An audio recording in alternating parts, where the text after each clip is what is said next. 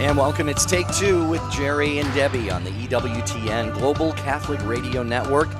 Another day is upon us here. We hope and pray that you are being richly blessed by God in every possible way. Today we're going to be going a little bit deeper with our topic, and we're going to talk with you about the loss of a child, the death of a son or a daughter. And if you have experienced that, we would love to have you on the show. If you're comfortable doing so, sharing your take on just how that impacted you, your family, how maybe you've grieved, and I don't want to say moved on. It's not possible to move on, but just kind of put the pieces of your life back together and so forth. Debbie, this is something that unfortunately a lot of parents experience, but it's not supposed to happen this way. It's not. It's a natural course of life. As a parent, I think I can speak comfortably and freely for almost all other parents that when we become parents and we are thinking about our children growing up and moving on with their lives, we then think to ourselves, well, they're going to be burying us someday. It's not supposed to be the other way around. We're not, parents are, I can honestly say this. I never once thought, ever, wow, I could bury my child. I always thought my children are going to be crying over my grave or over my casket, not the other way around. And so this tragedy that happens in families and in the lives of extended families when a child is lost at an early age, or even when a child goes to heaven in their 30s or 40s or 50s, but it's still a child of somebody. There is a wound, there is a hole, there is a loss, there is a grief that is just, you can't even put words to it. And that's what I hear from people. I have never experienced, I've never had to bury a child, Jerry, but I have had personal experience in my family, my brother-in-law, but we'll get into that. But I just want I can't even, there's no words that could describe the pain that parents feel when they have to bury a child. And so we know that it's a deep topic, but it's an important one. And that's why I said for those of you who are comfortable and you feel up to sharing your experience, your take on this, believe me, it's not just for the sake of hearing your stories or putting you through this again or anything. Really, there are people listening today, right now, who may have just lost a son or a daughter. And if you're back, maybe you've had a chance to work through this a little bit and be supported by your family and your church, and you've been through some of that grieving, your take, your contribution to the show could be a lifesaver for somebody. So let's talk about this. 1-800-585-9396. 1-800-585-9396. And Debbie and I are so blessed that we've got a great team around program. That includes Rich Jesse, our producer, Pensky, our call screener, and today we're going to have on with us right now Jeff Burson, who handles the social media for Take Two with Jerry and Debbie, among other things at EWTN. He's the social media manager for EWTN Global Radio Network, and Jeff has experienced just what we're talking about here today. So Jeff, thank you for making a little bit of time to be on with us. How are you? Well, thank you, Jerry and Debbie. Thank you for allowing me to be on. Hi, Jeff. Can you share with us your story so that our listeners, maybe can benefit? He has been. I lost my daughter Dylan about almost 5 years ago. She was 20 years old, and she went through a lot of surgeries, 74 in her lifetime. And we always knew that one day she would leave us early. But the moment you see your child laying there and dying, you just have this feeling that comes over you. You can't prepare yourself for that. There's no way in anyone's mind what you see once your child has passed on and in front of you. It's emotional. It's deep, and it's just something that I pray no one has to experience. Jeff, can you share with us are you, it's been 4 years, you're going on the 5-year anniversary of Dylan's passing. can you share with us, and if comfortable, please, tell me at any time, that's just too deep, I can't go there, but I really do think it could help all of us. What was the grieving process like after Dylan passed? Well, I know a lot of people who go through this. The first thing they do is they have they're mad at God. That's one of the first things that a lot of people do. I was blessed in a different way because I was not. In fact, my faith got closer. I started prayer more. I went to adoration a great deal of the time, and I read scriptures a great deal. One of the things that really touched my heart was the 23rd Psalm, where it says, as though I go into the valley of the shadow of death, I will fear no evil. Mm-hmm. And during that time, it hit me that I am not supposed to be setting up a tent in the valley of evil. I'm supposed to be having God travel with me through that time, which a lot of us are supposed to, during a time of anyone's death, whether it's a parent or a child, we are supposed to continue going through that valley of death, and God is with us during that time. And at that time, I knew that God was with me. And so for me, I just drew closer to God and just prayed more, and it helped me. The Eucharist as well. I've got to tell you that. It was one of the most blessings, knowing that I was receiving Jesus every time I went to Mass, and it was just an awesome time for me to know that I was that Jesus was there with me during that entire time. Grieving, it took a lot out of me in regards to I was very.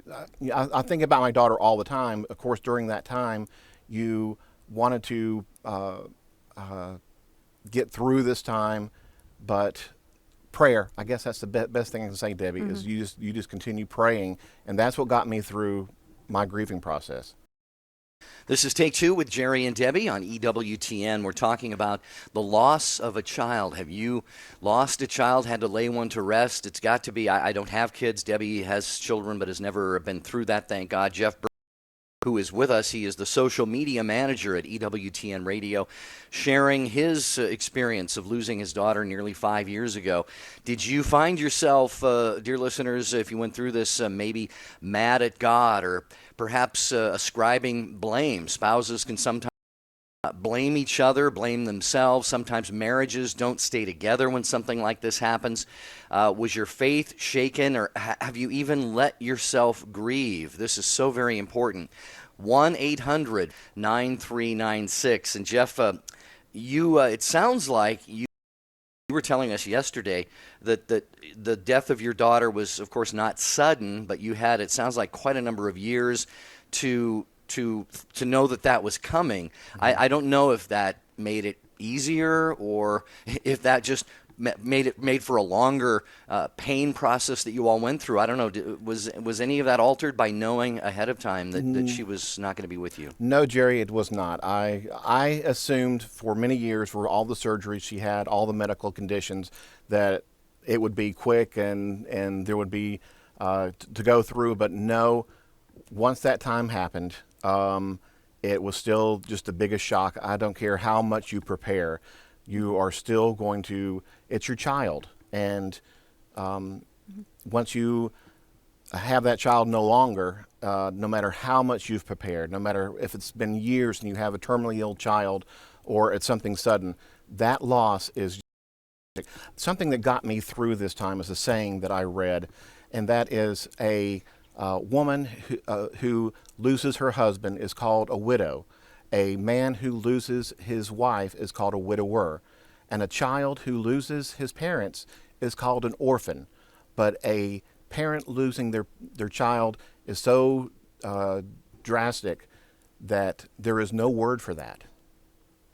Wow. Jeff, can we post that on our Take Two show? Sure. Because that is very, very profound. Jeff, I have to ask you this question. How you shared that your faith was deepened, and it sounds like with Psalm 23 and going to adoration and the Eucharist and receiving the Eucharist and the sacraments, that you were able to work through and find comfort in through your grief. How did it affect the rest of your family? Did you have other children? Yes, I have two other children as well, and 1 year to the day older than, and we always called them the Irish twins. And he was very affected by the death because it was like losing a twin, part of himself. He'd always known Dylan beside him. And then my older son is in the military at that time, and he was a rock for, I think, all of us during that time.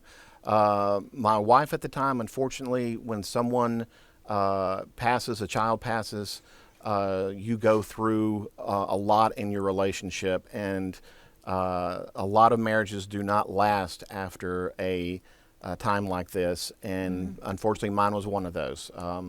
She just said that she could see our daughter a lot of times, and it was time to live with the fact of seeing us together anymore because of the time. It was, she just saw me and her, and because my daughter and I kind of look a lot alike, and she just couldn't see that anymore. So. Jeff Burson with us. Jeff, can you stay just maybe a few minutes, one caller or two after the break? Sure. All right. Thank you, Jeff. And by the way, those of you who communicate with us on social media, it is Jeff Burson with whom we're talking here, who collects all of that for us. And so we're gonna share some of the posts on Facebook and Twitter on the course of this program. When you lose a child, that's what we're talking about here. Jerry Usher with Debbie Georgianni. Our phone number is 1-800-585-9396.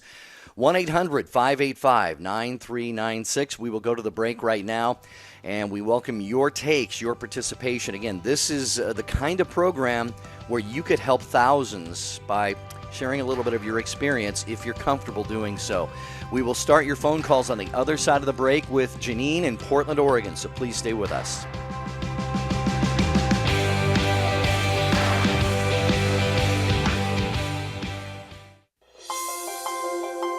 The Holy Father's prayer intention for the month of July is that political responsibility may be lived at all levels as a high form of charity.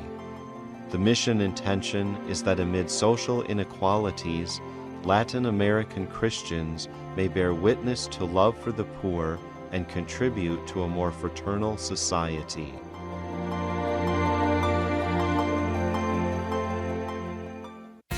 I kind of blamed the Catholic Church why I didn't get it before, but I was so wrong.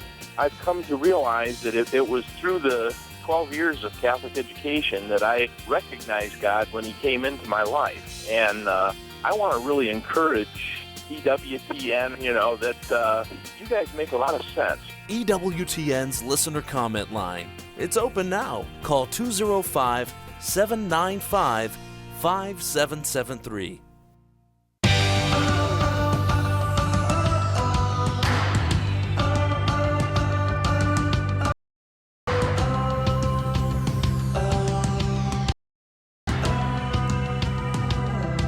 So nice to have you with Jerry and Debbie on the EWTN Global Catholic Radio Network. We are talking today about when you lose a child. We have full phone lines, and we're going to get to those right now. The number 1-800-585-9396. Even if you haven't been through this yourself, maybe you've assisted someone in helping them grieve. If you want to, send that comment to us at Take2Show on our Twitter account, or you can email take2, the number 2, at EWTN.com. But we do have callers here that we're going to get to, starting with Janine, who is in Portland, Oregon. And Janine listens on Mater Dei Radio. Janine, thank you for calling today. Thanks, Jerry and Debbie, and I want to thank you for having this topic on. This is such an important topic and very close to my heart, of course. So I wanted to share our story. My husband, 9 years ago, I was pregnant with our fifth child, and I remember the date exactly, October 27th, 2005. We had the ultrasound for this child, and we were told at that time that she had anencephaly, and that's a neural tube disorder. The brain is not developed. There's a hole in the head where basically she was going to die. if she made it to birth, she would die shortly after. So, of course, this was devastating to us. And we had several other ultrasounds. We had doctors who pressured us into aborting because, she was going to die anyway. So we are extremely pro-life and would not, of course, even listen to that. But just knowing that that's out there has made us really want to share our story, to tell people, don't be pressured into it. That God is the one who gives life and God is the one who takes it. Well, so she was born in April of 2006 on my husband's 30th. And right before that was Lent. So I went through Lent being, 9 months pregnant, and the weekly Stations of the Cross were very, very meaningful for me that year, walking the way of the cross, especially the fourth station where Jesus meets his mother. Excuse me. That was so incredibly powerful, knowing that, she saw her son right before he was going to die, and I knew my daughter was going to die. So that was very powerful. She was born, like I said, on April 3rd, and she actually lived for 3 days. And during that time, she was such a witness. So many people came and visited her, and she only knew love and was held. And this is going to be so emotional for me again. Anyway, she did die. She died in my arms on April 3rd, and she has continued to witness. Now, my husband and I, we know that our number one job as parents is to get our kids to heaven, and we succeeded with this one. She was baptized, she was confirmed, received anointing of the sick, and one really neat thing that has happened since then is we are very good friends with a friend of yours and a good friend of the show. I know Deacon Harold Burke Sivers, very good friend of ours, and he was very, very touched by her.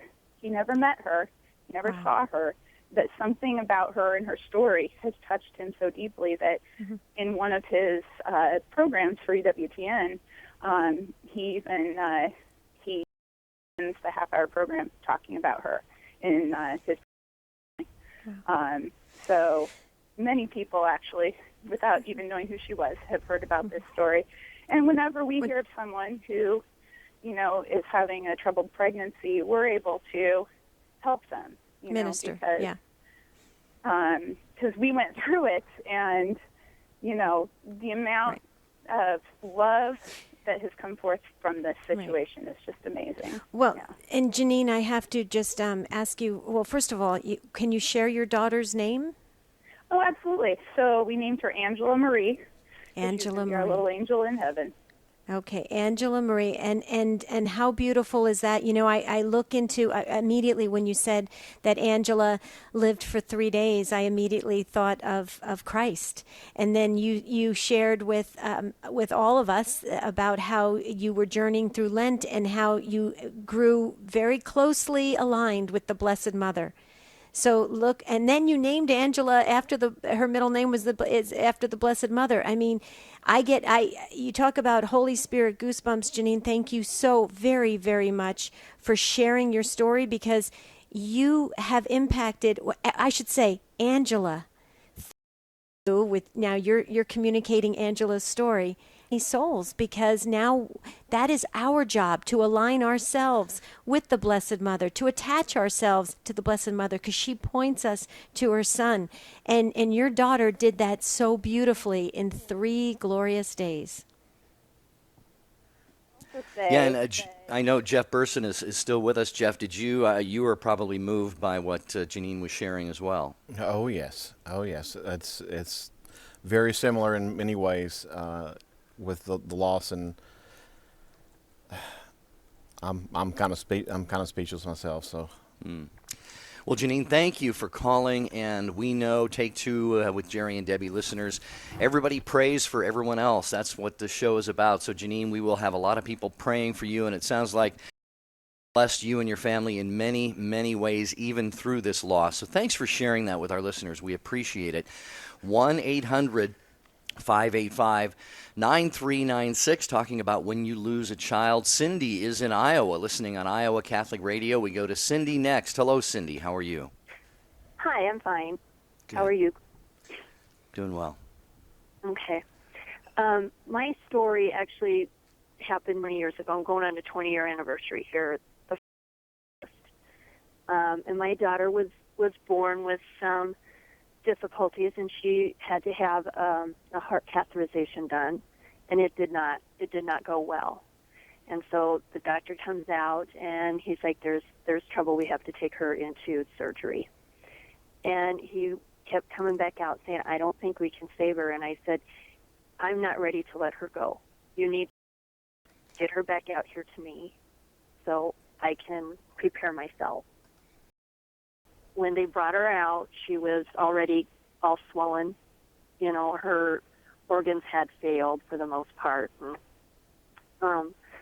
her chest and chest area was so swollen that the heart was sitting out on her shoulder. Oh. And she laid like that for a day, and then they took her back in and put her heart back in to her chest. And she laid there for 3 more days.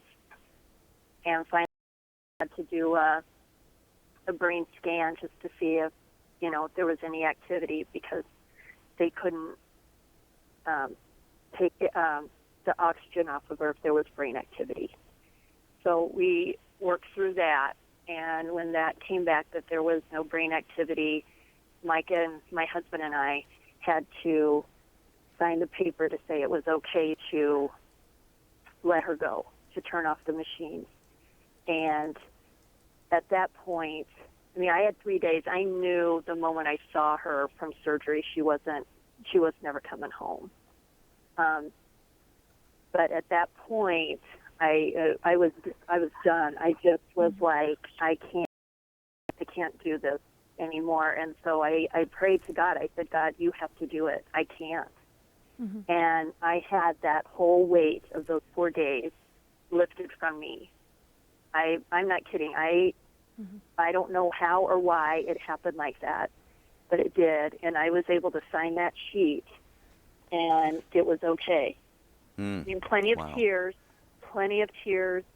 but I knew that God had my back, and I was going to get through it. And we did. It was, lots of tears, over and over, and guilt. I watched my family suffer with me, and I had guilt for that. I had guilt for letting the doctor even touch my daughter. I had a whole lot of guilt when it came right down to it. But I also think at that point, it was all God was going to let my body handle. It was just that. He wasn't, I mourned for a very long time, probably 7 years.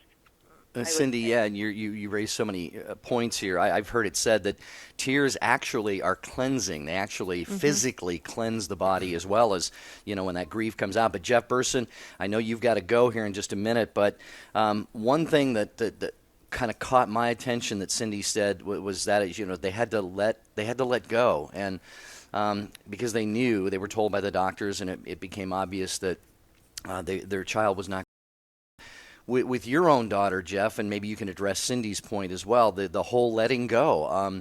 That is probably the hardest moment for a parent to reach when a child is dying. It is. It is one of the hardest things to do, is just to kind of let go of where of your child completely. But you never really let go. You always have that memory of your child, and there's so many people who afterwards you just you try and manage the pain, but you just have to give it over to God and just receive His graces is what you have to do. Jeff, thanks for being with us. More of Take Two with Jerry and Debbie when you lose a child on the other side of the break. Don't go anywhere.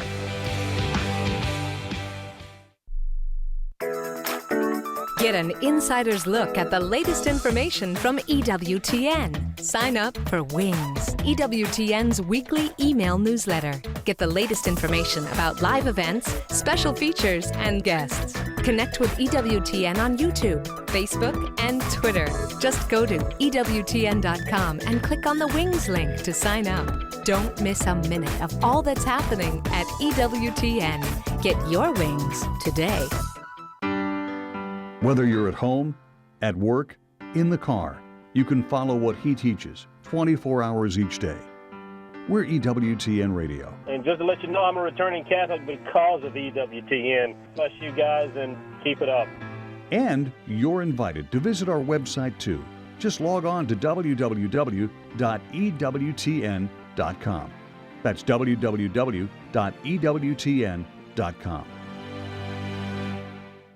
On Saturday morning, don't miss the Catholic Business Hour with your host, Dick Lyles, focusing on careers and business with a Catholic perspective. Hi, I'm Dick Lyles. Are you dealing with an unexpected job change? Do you need to reevaluate your business or business strategy?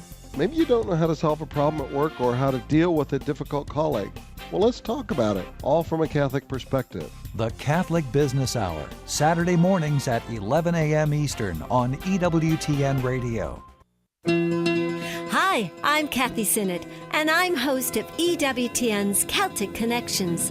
From our studios in Ireland, we take a Catholic look at the big stories breaking in Great Britain, in Ireland, and across Europe. Celtic Connections is the only Catholic news show made in the UK or Ireland. So join me every Saturday and Sunday on Celtic Connections. For dates and times in your area, log on to EWTN.com.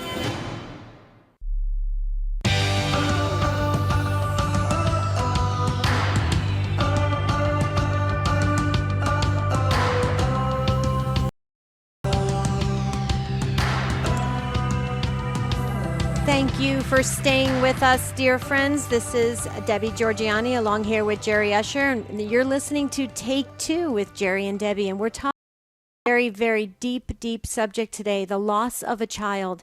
When parents have to child and actually bury a child. What does that feel like? What is the grieving process like?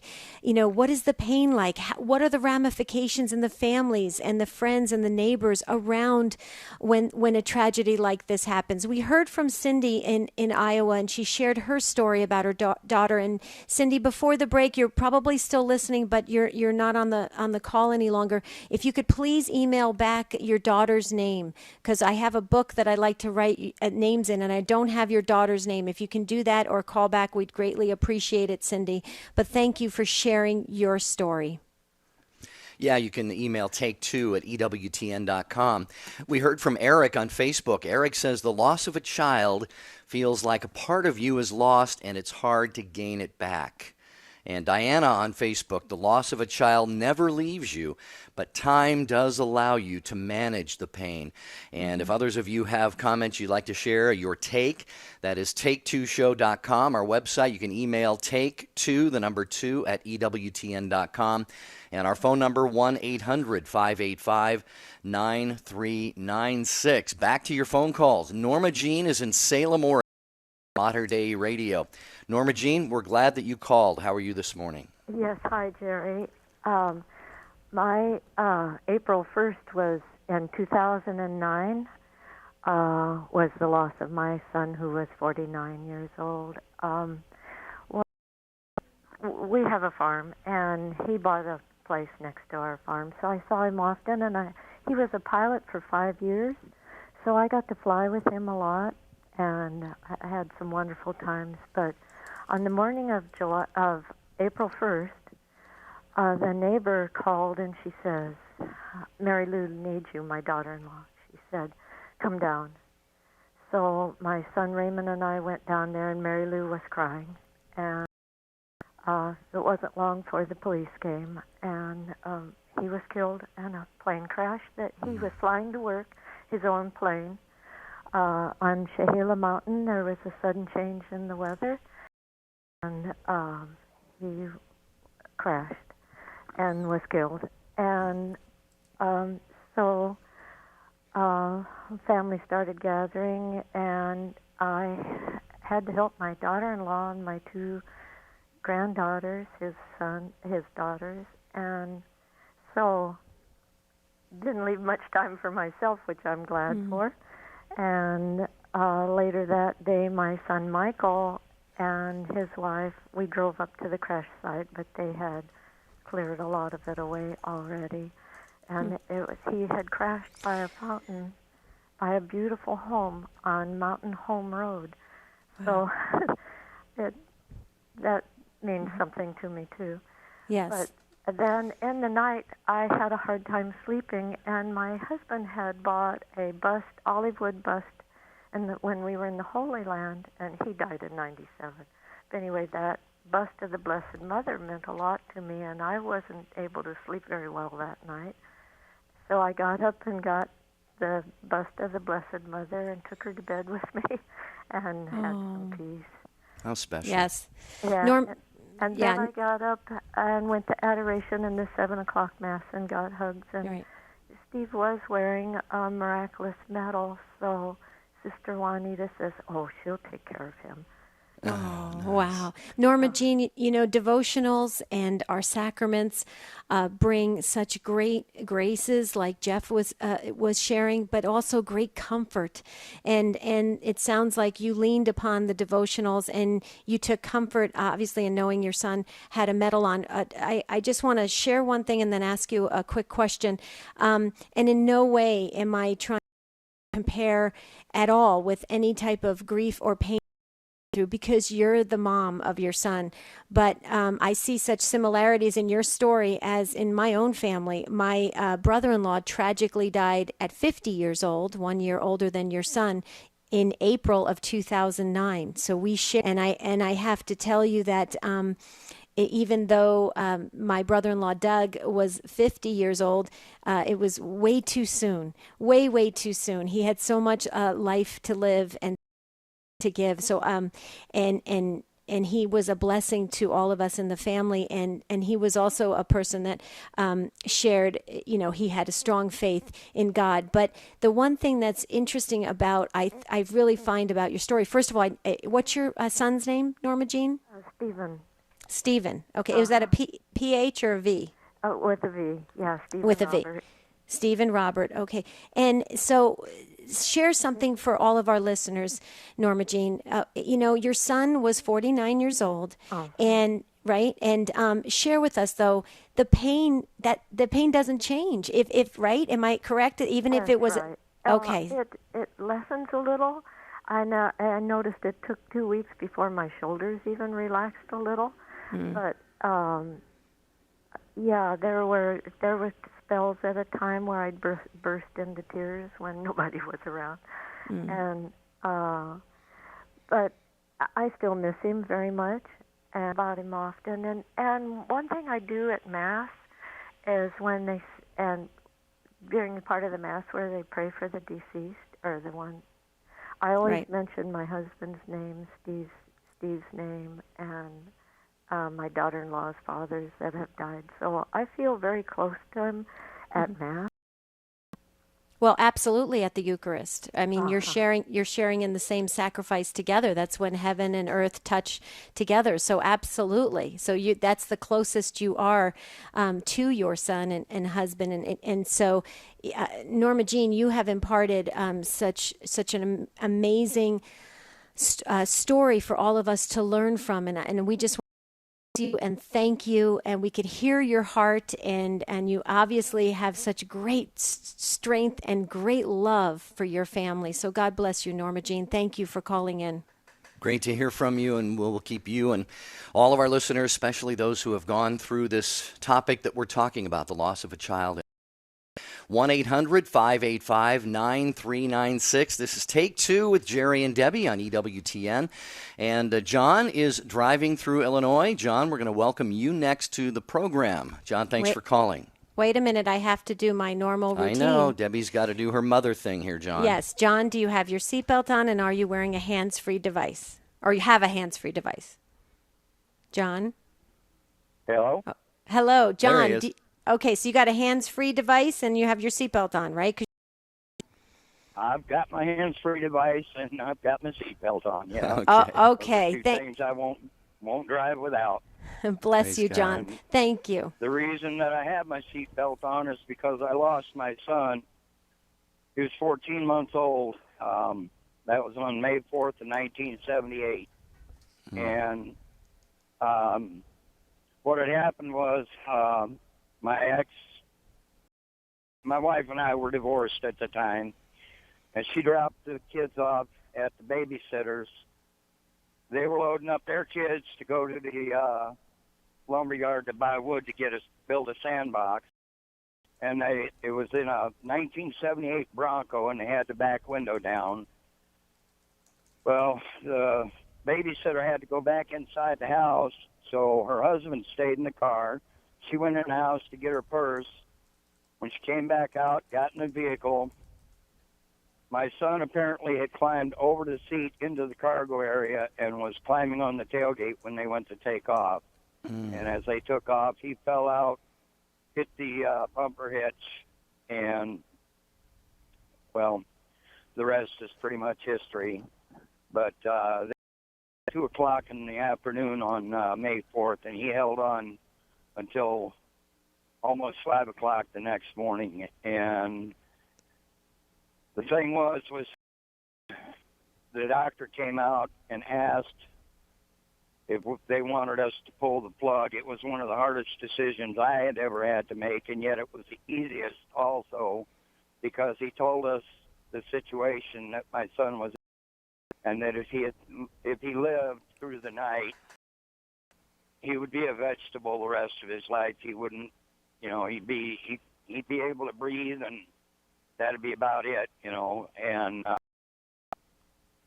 when he asked us if they wanted us to pull the plug if his heart went out, I said yes. My ex-wife said no. And it was because I loved him that I could say, yeah, pull the plug, because I couldn't deal with going in there and knowing that he recognized me, and I'd never be able to play ball, teach him how to throw a ball, teach him how to fish or anything else. And I think that if it wasn't for God and my family, I would have dove in the hole the day we buried my. It's one of the hardest things that I've ever had to go through. And every year on May 4th, it's still, that pain is there, and it does not go away. I don't care. But if it wasn't for God and my family, I would probably not be alive today. Well, John, I can't speak for Debbie, but I'm having a tough time holding it together here. Me too. I just, there are no words, John, and I know you're not looking for words to make things feel better. I know that you called to share this for the benefit of our listeners. Hopefully it's been a bit helpful for you as well. I can just imagine, Debbie, though, that, and John, maybe you can address this, one of the toughest issues might have been, and I want to word this mildly, but was there discussions or finger pointing, or you left the back of the window down, or were there any challenges to overcome in that regard, John? Any blaming, John? No, Okay, there was no good. blame. It was thank an God. accident. I mean, I never faulted God. At that point in time, I had not really turned my back on God, but I had walked away from God for many years. And I just, in 2002, I returned to my faith and promised God at that time that I don't care what happens, I'll never walk away again. But no, I've never blamed God or my ex-wife, or not even the babysitters, because it was an accident. And I mean, they pulled out of their driveway, and they didn't even get maybe 500 feet out of their driveway. Right. And she had turned around to count noses and crumpled on the apron of the garage, and told her husband, pull around the corner and park, and don't let the kids see out the front window. Oh, my God. And she went and checked on him, called the paramedics. And that was another thing that helped, too, was I was there with my son when he died. I was holding his hand. And when I walked out of that room, the paramedics that had brought him in, and they were volunteers, they were there, and the first thing they did, group hug and groups. Right. I mean, that made such a difference. It caused me to spend 16 years in the volunteer fire service. Wow. You know, trying to do for somebody else what had been done. Right, the support you received, John. That you're trying to give back, which is beautiful, and the fact that you have returned to your faith and in such a strong way is a testament to your son's life. Can you share your son's first name? His name is Stephen, same as my middle name, which is what I go by. Okay, Jonathan.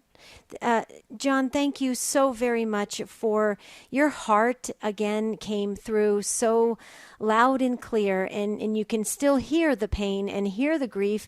But like you said, you turned back to your faith. And again, just like going back to Norma Jean, in our sacraments is when heaven and earth touch together. You are the closest right now to your son through the sacraments. So I just encourage you to as a fellow Christian, to keep up with the grace and the joy and the peace we feel through the sacraments, because that will allow us to move forward and to really, you're never going to forget, but you can move forward, and that's the key. And it sounds like, John, you are just giving back, and God bless you for sharing your story.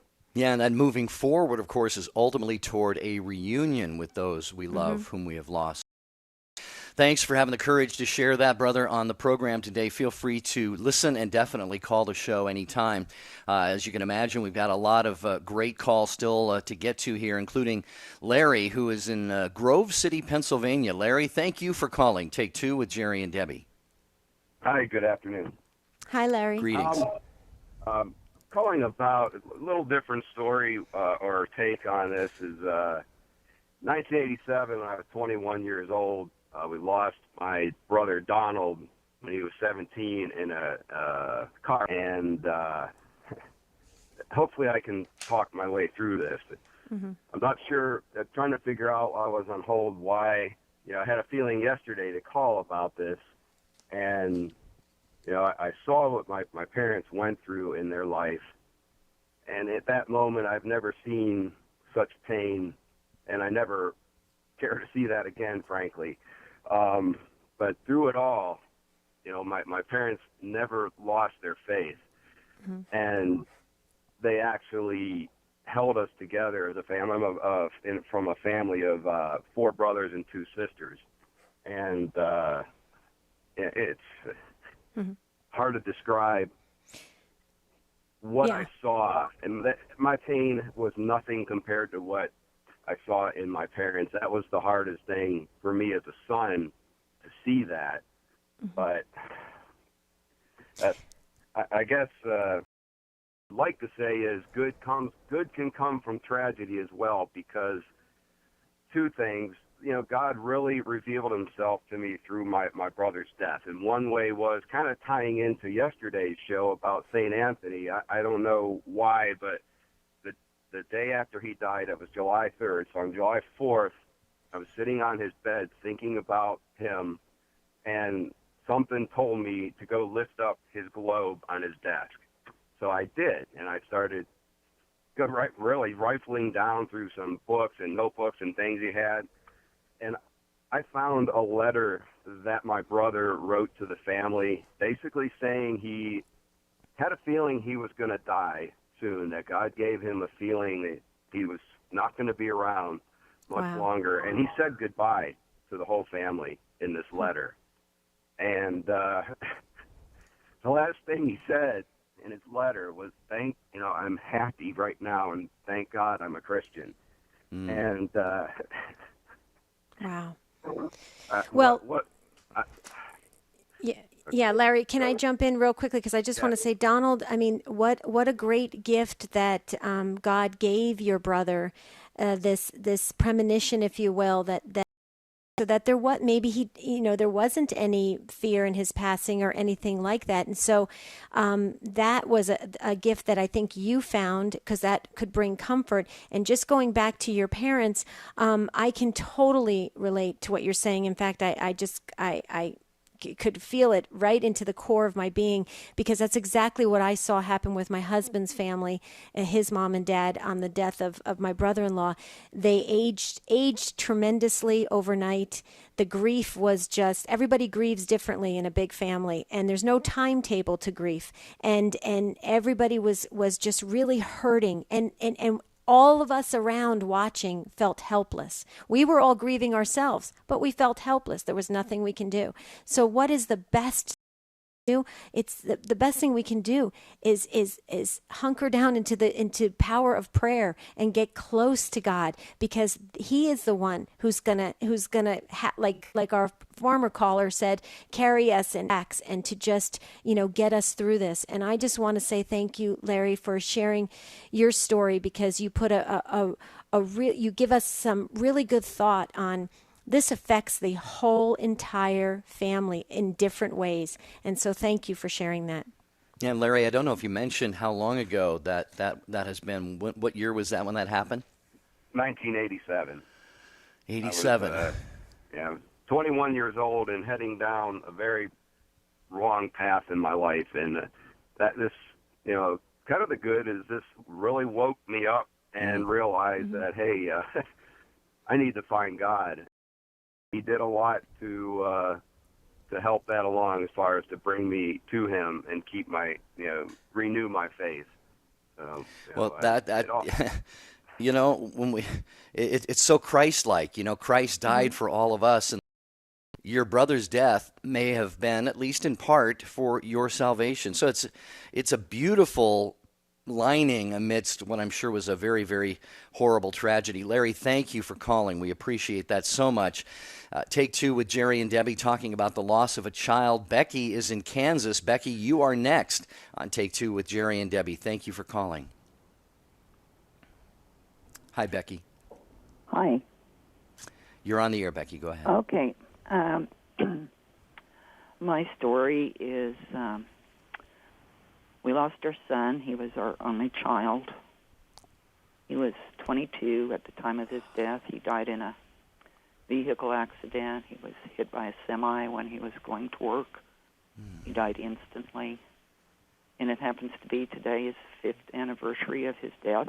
Oh, Becky. Oh. And I always have to take this day off from work because I never know what state of mind I'll be in. But this morning, my husband and I, Father said a Mass for Stephen's intention, and so we attended Mass, and after that we went to the cemetery, and as I was leaving, your program came on. Wow. About parents who have lost a child, and I thought, oh, how appropriate it is for today, And so I thought it was like a calling, I guess. So, right. I think for us, it forever changes your life. The rest of the world goes on, and you're kind of left behind. Right. Becky, our hearts go out to you tremendously on the anniversary, and I think I heard you say his name is Stephen? That's correct. With a V or a PH? V. And so, Becky, the reason why I ask how to spell is because we have a book that we all pray. We all pray around you and together and with you. And right now, Becky, Jerry and I are firm believers in believing that there's no accident. There's no accident that this show topic was today. It was definitely in part for you and for the anniversary of your son, Stephen, and his passing. So here is a tiny, tiny bit of comfort. This is the tiniest bit. Just know that you have thousands of people right now who are with you and praying around you and for Stephen and for your family right now. And that maybe can bring you just a tiny bit of comfort on this day. And please know that our hearts are with you. And thank you for sharing your story and your son's story. was listening how it pulls some families apart and some together, but I actually believe for my husband and I, it has brought us closer. I for myself, I know I'm tolerant of him. It's because that's a good thing, huh? Yeah, it is. And I see other families that really kind of get bent out of shape about the littlest things. And after you go through something like this, you see how frivolous so many things were prior. Right. Things Well, you Becky, think is so important, and you put your time into, and your energies for not that much in return. You have unquestionably blessed me and Debbie and all of our listeners as well. I actually, Becky just gave me my takeaway, Debbie, for the show, but I'll let you go first because you always accuse me of stealing yours. So, well, and it sounds like we're not going to get to the rest of the calls. Could you please share your story on take2show.com? We want to pray. On Facebook too, yeah. Or on Facebook. We want to pray for your family, with your family, and please pray for us as well. And so thank you for holding, and thank you for making that effort. Takeaway is life is precious. One way that a person grieves, pain is very deep in people's lives and souls, and I think prayer is very important to help us and to grow closer to the Blessed Mother, because she will help us with that pain. Your takeaway, Jerry? Yeah, well, I'm glad you mentioned that, because we talked before the show about making sure we mention the Blessed Virgin Mary. Who knows better about losing a child, and in her situation, a very unjust manner, and of course, her sinless child, her son Jesus. So all of us, when you're going through the grieving, the loss of a child, take it to Mary. She knows. She will help you. But my takeaway is exactly what Becky was saying, and that is, this is for myself first, because I tend to get so caught up in the little things. Traffic's moving slow. I get agitated, or the little tiny, what are really only gnats flying around in life, the inconveniences, that's all. What really matters are the important. And that is living life to the fullest and making sure those around us know how much we love them and they love us, Debbie. That's my takeaway. Great takeaway, Jerry. And we just want to thank again all your listeners who shared from your heart. You inspire us every time we come on the air. Tomorrow is Fun Friday, and we're going to kind of change it up a little bit. We're going to be talking about mall people. That's mall. Mall people? And, yes, mall people, but we're not going to share what that is. You're going to have to tune in if you really want to know how we coined this phrase, mall people. It could help you evangelize. It could help you grow in your faith. Well, have a blessed and beautiful day.